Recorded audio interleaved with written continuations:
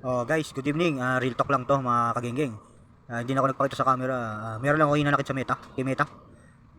Pangalawang beses ko na naranasan to eh. Meron akong video na mga ina-upload na pwede naman siyang i-re-upload.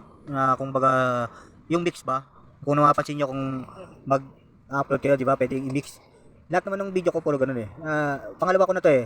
Meron akong unang video na nag-viral, umabot na ng 80k or 90k ang views.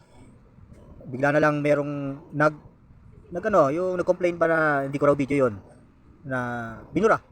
Tama ba yun? Makatarungan ba yun? Binaliwala ko yun. Ito na naman, meron naman ako pangalawang video na nagbi-views na ng halos 3k. 3k pa lang naman. Pero may nag-complain na naman. Pero yung video na yun, ni-remix ko yun, nakalagay na pwede siya i-remix.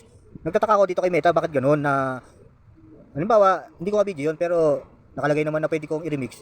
Dapat okay lang sana yun eh na porque nakalagay naman doon na credit to the right owner this video, maliwanag, meron pa ako nakalagay doon na ganun.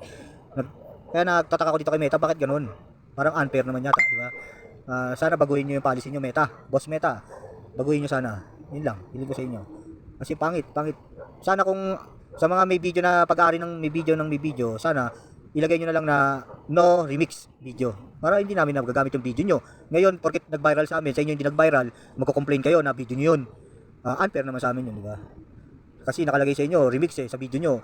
Bago, porket nag-viral hinahabol nyo ngayon na video nyo yun. Huwag ganun, huwag kayo ganun ha. Yun lang, Meta, boss Meta, yun lang naman ang ano ko sa inyo. Okay, good night.